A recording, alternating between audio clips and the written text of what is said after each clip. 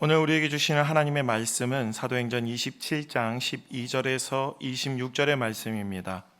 사도행전 27장 12절에서 26절, 신약 235쪽입니다. 제가 봉독하겠습니다.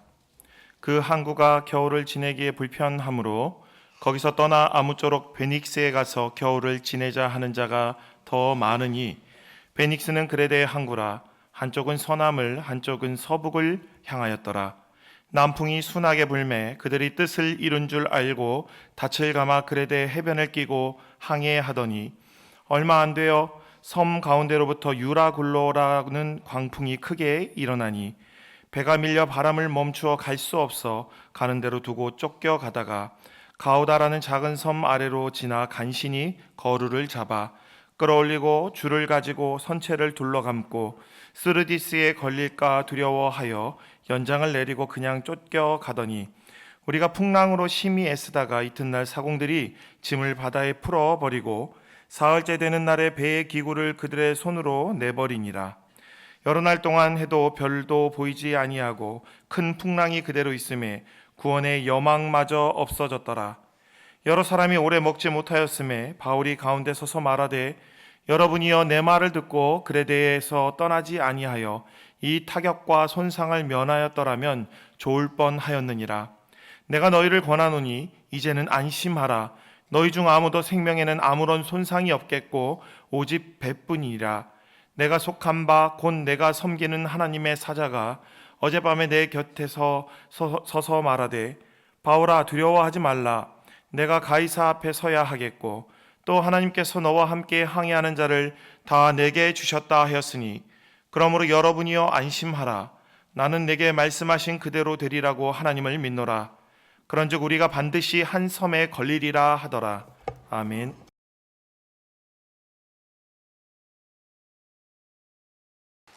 일어나라, 주께서 오셨다.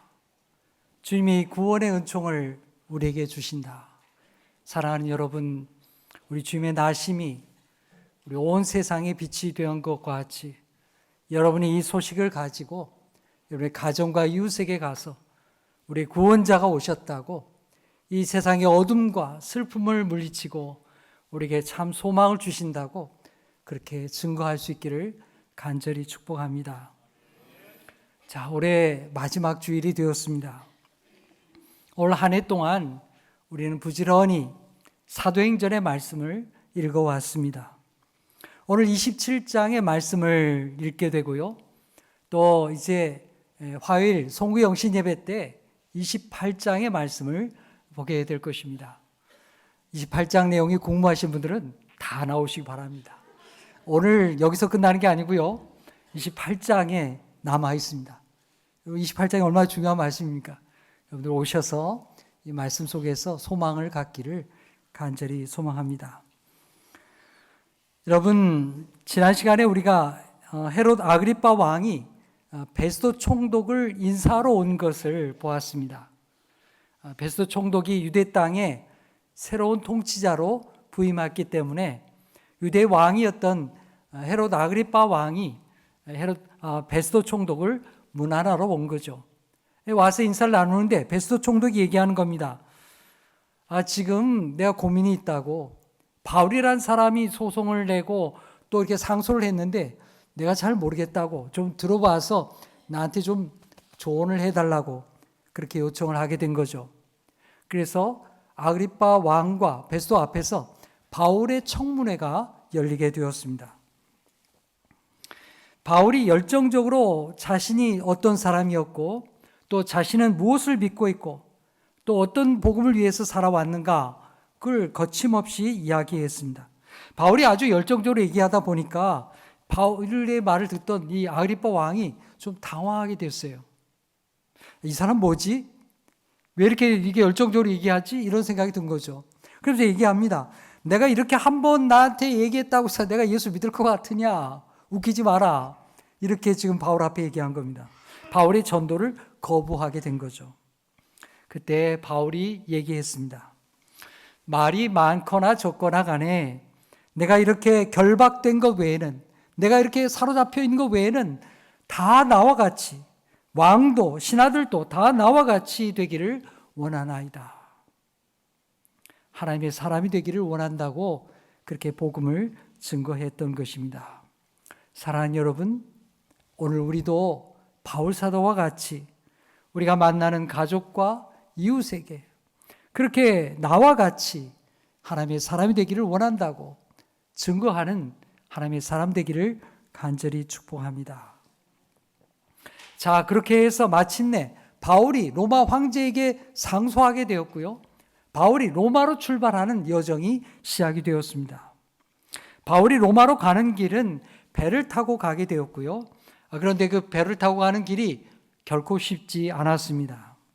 원래 계획은 아프리카 알렉산드리아에서 올라오는 배를 타고서 곧바로 이탈리아로 가는 것이었습니다. 그런데 그 길이 점점 어려워졌습니다. 날씨가 점점 좋지 않았기 때문입니다. 자, 우리 27장 9절의 말씀 우리가 함께 읽겠습니다. 시작. 여러 날이 걸쳐 금식하는 절기가 이미 지났으므로 항해하기가 위태한지라. 네, 거기까지 보겠습니다. 여기 금식하는 절기가 지났다 그렇게 됐죠. 이 금식하는 절기라는 것은 유대인들에게 있어서 대속죄를 가리키는 걸 말하는 거고요. 대속죄를 포함해서 금식하며 하나님 앞에 회개하는, 지난 1년 동안 우리의 삶을 돌이켜보니 우리가 이러이러한 잘못이 있었습니다. 하나님을 기억하며 금식하며 예배하는 그런 절기가 바로 대속죄일이었습니다. 금식하는 절기예요. 이게 오늘날로 하게 되면 언제냐 하면 9월 하순에서부터 10월에 해당하는 그 계절에 있는 것입니다. 그런데 여러분, 이 9월 하순이 된 이 기간은 로마인들에게 있어서는 항해하지 않는 기간입니다. 이미 10월 달이 접어들게 되면 지중해가 폭풍이 다가와요. 우리와는 기후가 좀 다르기 때문에 우리는 태풍이 여름에 이렇게 오잖아요. 그런데 이 지중해는 달라요. 이 가을과 겨울 무렵에 태풍이 오는 것입니다. 기후가 좋지 않아요. 그래서 로마 사람들은 이 지중해의 항해를 웬만하면 가지 않습니다. 이 10월 이후에 11월 달 되면 이제 벌써부터 바다가 얼기 시작하거든요. 위험해요. 바울이 탄 배가 항해하기 시작한 지가 얼마 안 되어서 이미 상황이 좋지 않았습니다. 7절, 8절을 보면 배가 앞으로 나아가는데 바람이 거세가지고 바람이 허락지 않아서 가지를 못했다 이렇게 기록하고 있습니다. 그래서 여기 등장하는 섬이 하나 있는데 여기 그레데라는 섬이 표현되어 있어요. 이게 오늘날로 하면 크레타 섬입니다. 크레타 섬. 이 크레타 섬을 제대로 가지를 못하는 거예요. 바람이 너무 거세게 불어가지고 앞으로 전진하지를 못합니다. 그래서 이 지중해 위쪽으로 가지를 못하고 크레타 섬 아래쪽으로 내려옵니다. 배가 아래쪽으로 내려와가지고 남쪽에 미항이라는 곳에 도착을 하게 됩니다. 겨우겨우 가게 된 거예요. 바람이 너무 거세가지고 배가 앞으로 나가지를 못하는 거예요. 겨우겨우 거센 바람을 멈추고 거기에 미항이라는 곳에 도착을 하게 되었습니다. 그때 바울 사도가 얘기한 거예요. 내가 보니까 이번 항해가 화물과 배뿐만 아니라 우리 생명에도 타격과 많은 손해가 있을 것입니다. 바울이 개인적인 식견으로 얘기한 것일 수도 있고요. 또 하나님이 주신 통찰력을 가지고 그렇게 얘기한 것일 수도 있습니다. 이게 겨울 되니까 우리 여기 더 항해하지 말고 이 미항에서 겨울을 나도록 하십시다. 이렇게 권면하게 되었던 것입니다. 그런데 그 배에 타고 있던 죄수를 호송하는 바울과 함께 죄수를 호송하던 백부장과 그리고 배의 선장 그리고 선주, 이 사람들은 생각이 달랐어요. 그들은 자신들의 능력을 과신했습니다. 야, 이쯤은 우리가 넉넉히 갈 수 있어. 충분히 갈 수 있다고 이런 생각을 했습니다. 12절을 보면요, 그들이 미항을 떠나고자 했던 이유가 있었습니다. 그건 그 미항이라고 자신들이 도착했던 크레타 섬의 남쪽에 있는 이 항구는 겨울을 나기에 좋지가 않았다는 거예요. 겨울 동안에 항해하지 못하고 한 3개월 동안 지나야 되는데 여기에 이 많은 사람들 지내기가 굉장히 불편하다. 그러니까 우리는 여기보다 나은 항구로 좀 가야 되겠다. 이런 생각을 하게 된 거예요. 이 섬, 크레타 섬의 서쪽에는 베닉스라고 하는 항구가 있습니다. 이 베닉스라는 항구는 이 미학에서부터 대략 한 64km 정도 떨어져 있어요. 근데 그곳이 더 좋은 곳이에요.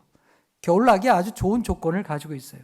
그래서 이 선장과 선주, 또 백부장은 우리가 그쪽으로 가야 되겠다 판단을 하게 됩니다. 자기의 실력을 과신하게 된 거예요. 이쯤은 우리가 충분히 감당할 수 있다. 자신했던 것입니다. 좀 부담이 되었지만 그렇게 출발하게 되었는데 출발해 보니까 좀 괜찮아요. 갈만해요. 성경 말씀 보니까 남풍까지 순하게 불었다고 했습니다. 이게 우리가 미학에 도착할 때는 바람이 거세게 불었는데 남풍까지 부는 거예요. 이거 참 좋구나. 우리가 출발하지 잘했지 생각을 하면서 출발했습니다. 그런데 얼마 가지 못했어요. 얼마 가지 못해서 엄청난 일이 닥치게 됩니다. 자, 우리 14절, 15절 읽겠습니다. 시작. 얼마 안 되어 섬 가운데로부터 유라굴로라는 광풍이 크게 일어나니 배가 밀려 바람을 맞추어 갈 수 없어 가는 대로 두고 쫓겨가다가 얼마 안 되었어요. 가는데 유라굴로라고 하는 엄청난 태풍이 닥쳐왔습니다. 여러분, 이 아시아 지역에서 발생한 이런 태풍을 우리가 태풍이라고 부르죠. 미국에서 발생한 플로리다 저 앞쪽으로 발생한 태풍을 뭐라고 부릅니까? 허리케인이라고 부르죠. 이 지중해에 발생한 이 태풍을 유라굴로라고 그들은 불렀습니다. 그런 엄청난 태풍이 그들에게 닥쳐오게 된 겁니다. 그들은 자신의 배를 통제할 수가 없었어요. 통제가 안 되는 거예요. 자기 힘으로 통제할 수가 없는 거예요. 배가 어떻게 됐겠어요? 이리저리 떠내려가는 거예요. 막 떠내려가요. 키를 잡고 돛을 잡고 아무리 배를 가누려고 해도 되지가 않는 겁니다. 자, 18절, 19절 읽겠습니다. 시작. 심히 애쓰다가 이튿날 사공들이 짐을 바다에 풀어버리고 사흘째 되는 날에 배 기구를 그들의 손으로 내버리니라. 여러분이 만약에 침몰하는 배에 있다고 한다면, 이런 위기 상황이 있다고 한다면 여러분 어떻게 하시겠어요? 여러분 이런 침몰하는 배에 있다 그러면 어떻게 하시겠어요? 여러분 우리는 이런 위기 상황에 부딪히게 되면요, 누구나 다 근본적인 질문을 할 수밖에 없습니다. 오늘 우리가 한 해의 마지막 주일을 맞이했잖아요. 나는 한 해 동안 어떻게 살아왔는가? 나는 뭘 하며 살아왔는가? 다 그런 생각을 하는 게 정상이지 않겠습니까? 이런 풍랑 중에 나는 뭘 버려야 되겠는가? 뭘 버려야 내가 살아남을 수 있겠는가? 내가 뭘 붙들어야 살아남을 수 있겠는가? 그 생각을 해야 정상이죠. 여러분, 그 생각을 해야 정상입니다. 여기 오늘 이 본문에 나온 선언들도 다 마찬가지예요. 살아남으려면 내가 우리가 뭘 해야 되겠느냐? 그 생각을 하게 된 거예요. 우리 오늘 한국 사회의 현실 속에서 뭘 버려야 우리가 살아남을 수 있냐? 뭘 버리고 뭘 집어야 우리가 이 민족이 바로 서고 바로 살아남을 수 있겠느냐? 그 생각을 해야 우리가 바로 된 사람이 아니겠습니까? 오늘 배를 타고 있던 이 사람들, 그 질문에 어떻게 대답했을까요? 어떤 행동을 취했을까요? 그들은 알렉산드르의 배에 타고 있던 그들은 짐을 버렸어요. 짐을. 오늘 말씀 보니까 짐을 버리기 시작했다, 그렇게 나와요. 그리고 심지어는 사흘째 되는 날에 배 기구까지 버렸어요. 기구가 뭡니까? 배를 가누기 위해서 필요한 도구들이에요. 그것까지 아낌없이 버렸어요. 왜요? 살라고. 다른 이유가 없어요. 살려고 하는 거예요. 여러분, 그들이 싣고 가던 그 짐이 도대체 뭡니까? 그들이 싣고 가던 짐은요, 굉장히 중요한 거예요. 여러분, 이 알렉산드리아고 이 배는요, 무역선이에요, 무역선.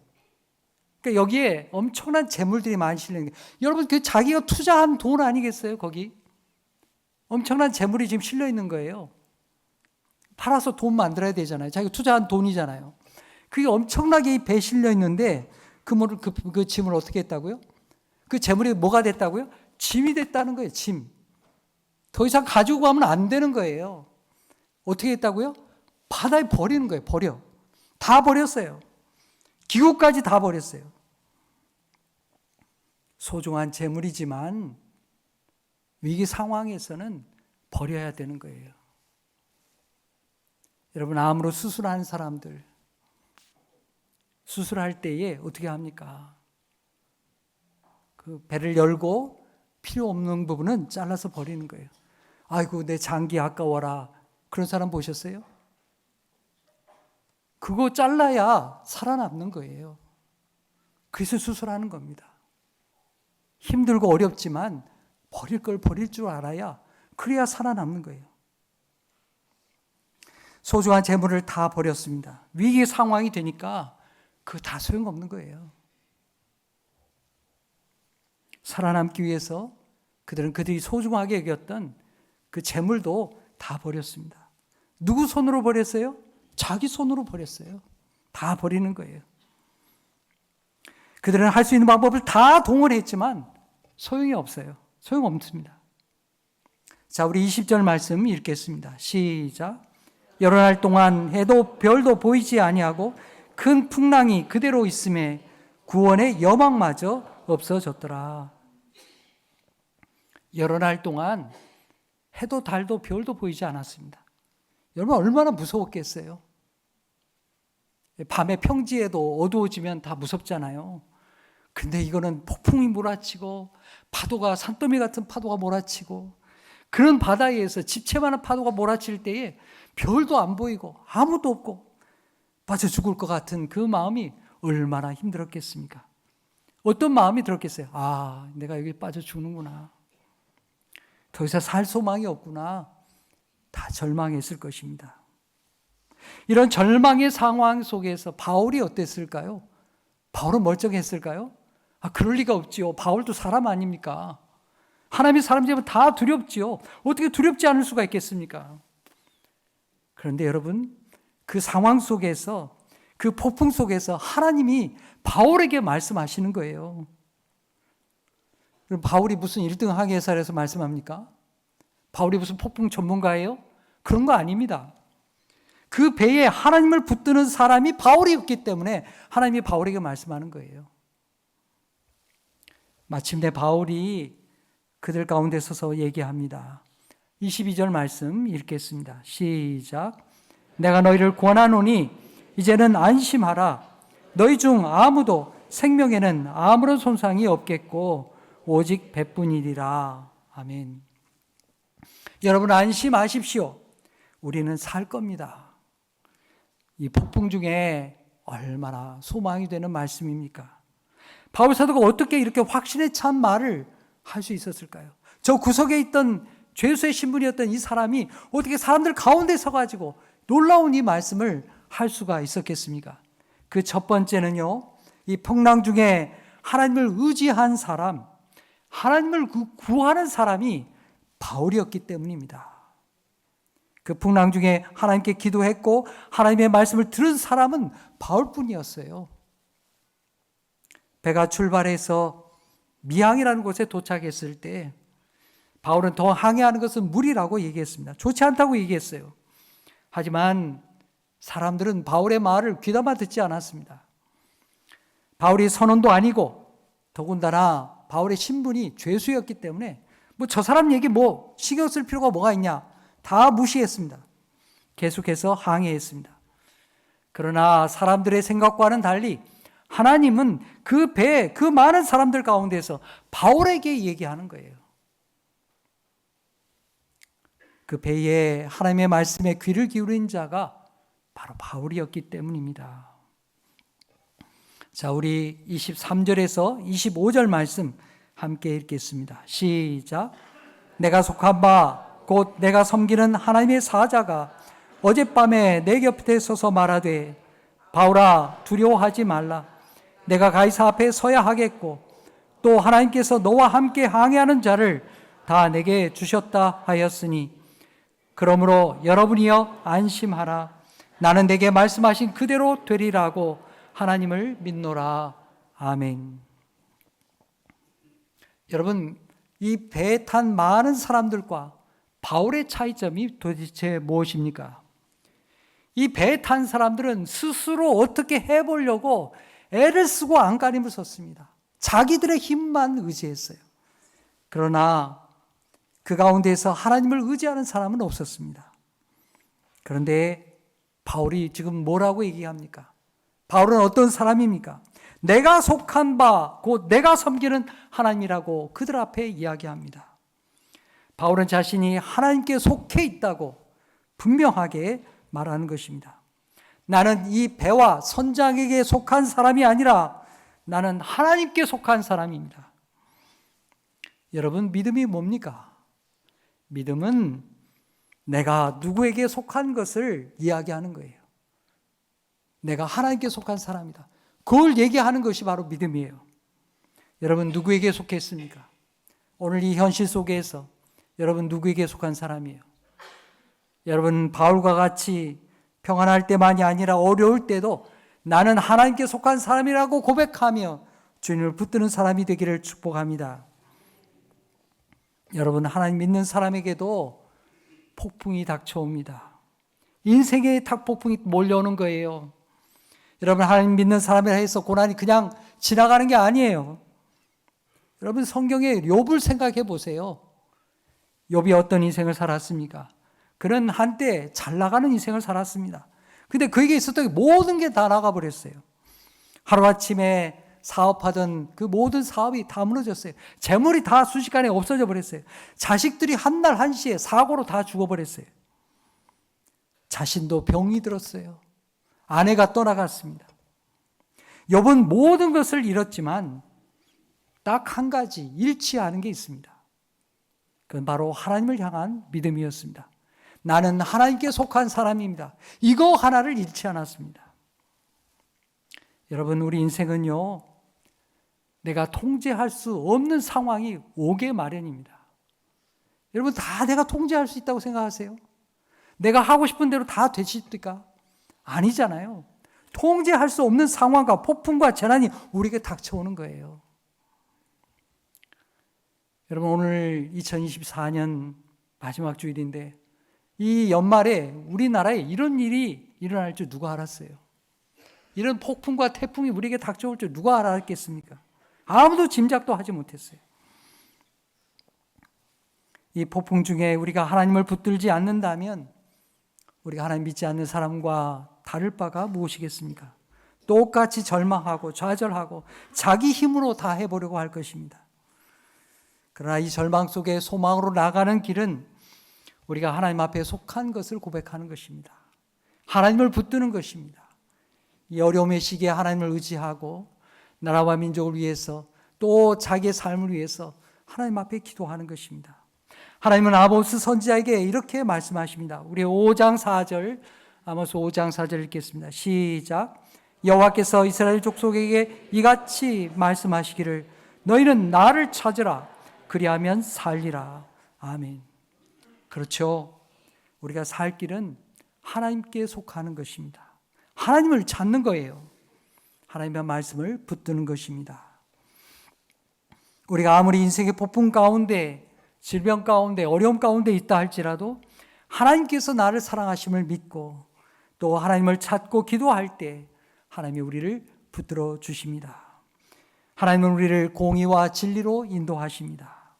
사랑하는 성도 여러분, 우리가 무슨 일을 만나든지 하나님께 속한 사람으로 살아갈 수 있기를 축복합니다.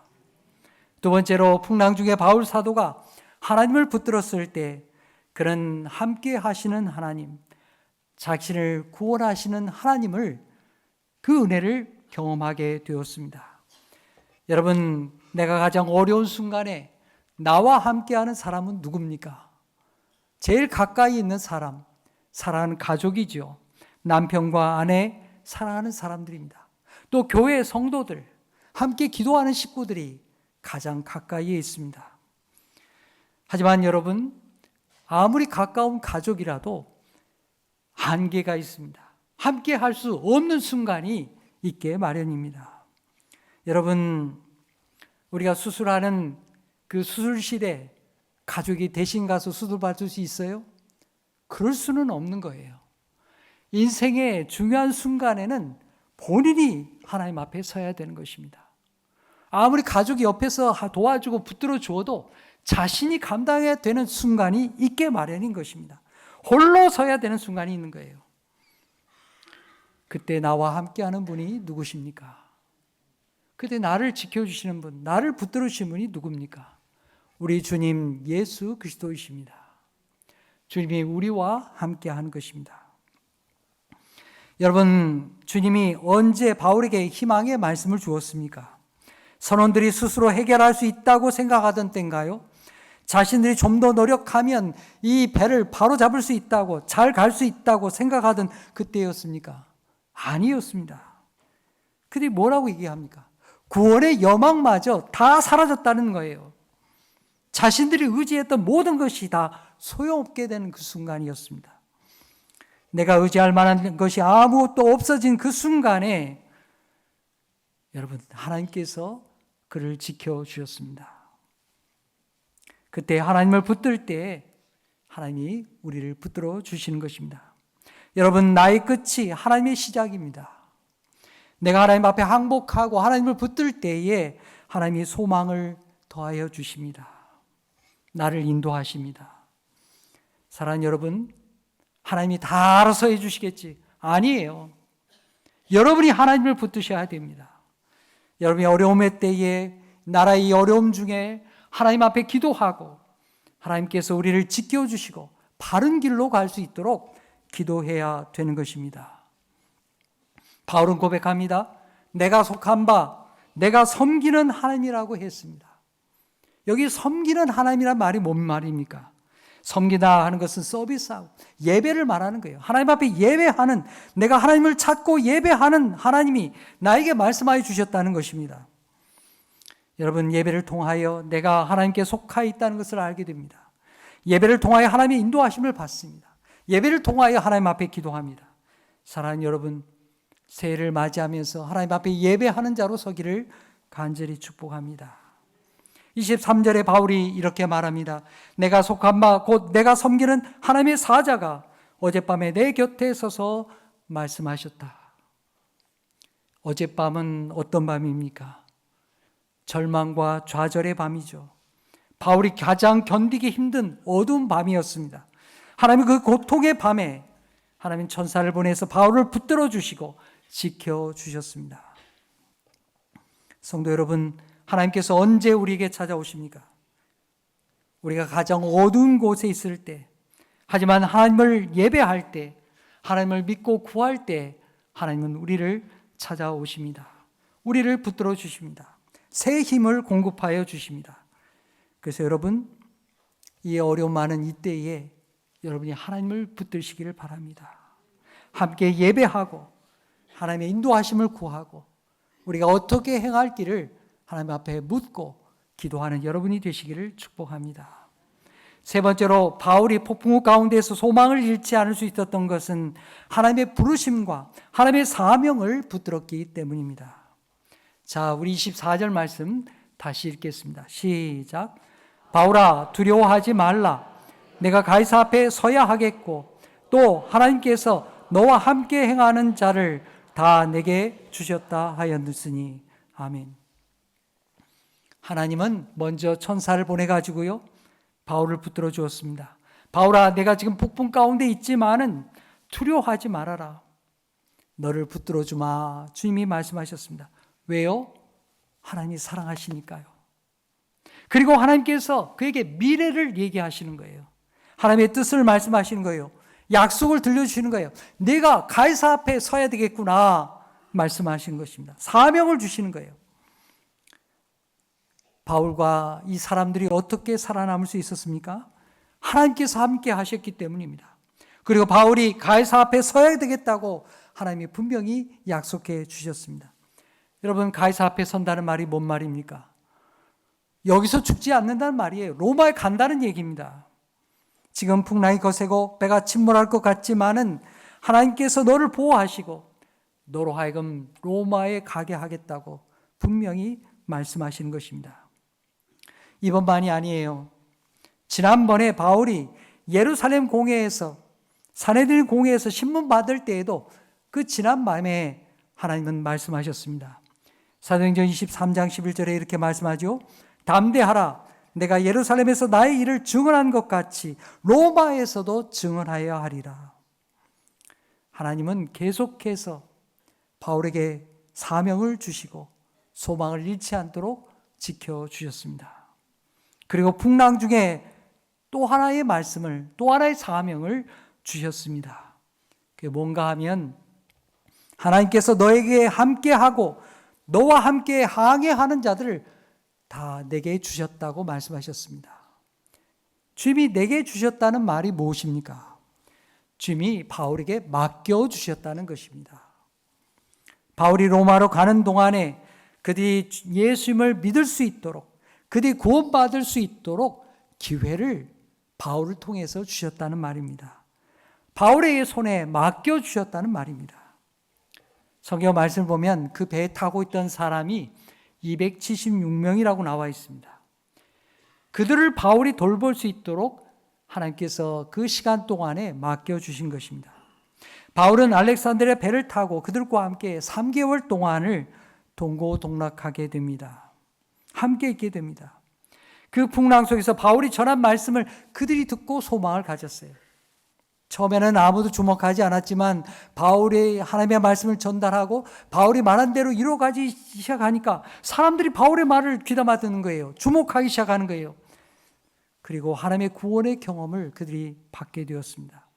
그들 모두가 다 바울의 말을 듣고 예수 믿는 자가 되었던 것입니다.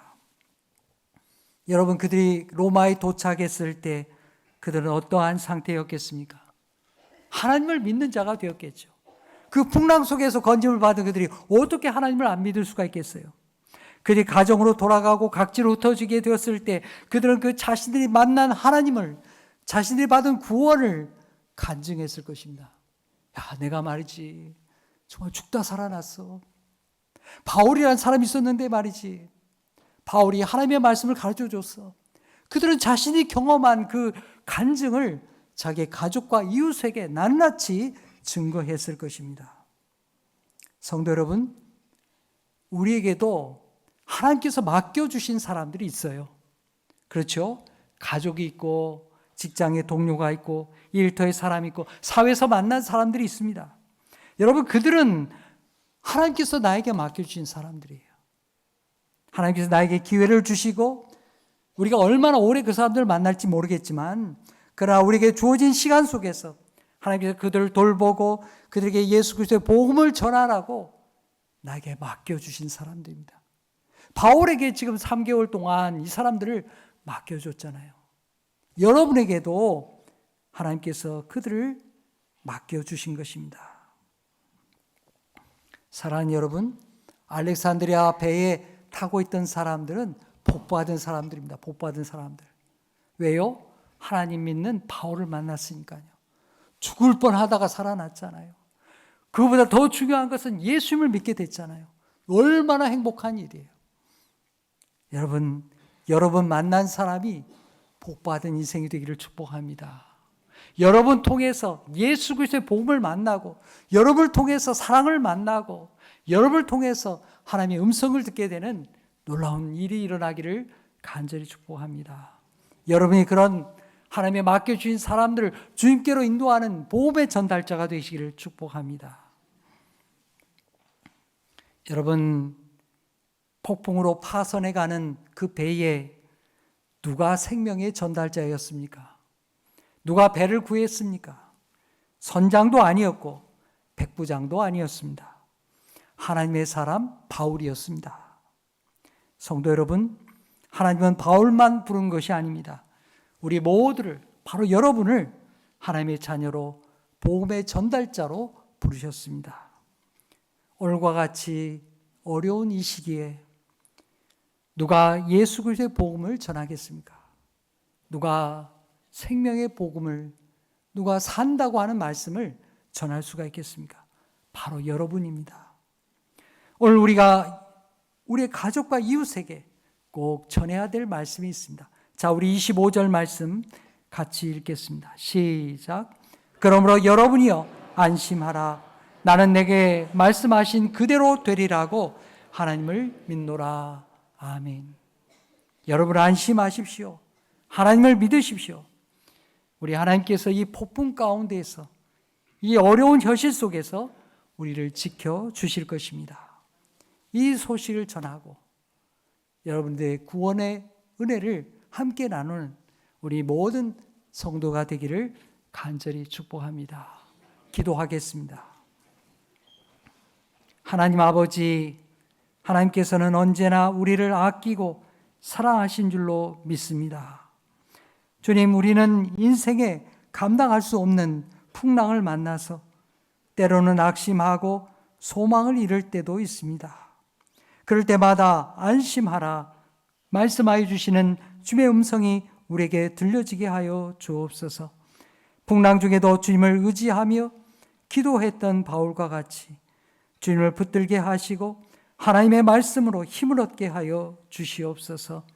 무엇보다도 우리 마음에 성령의 충만함을 주시고 주님께서 나를 구원하시고 복음의 전달자로 부르셨다고 하는 이 사명을 우리가 깊이 깨닫게 하여 주옵소서.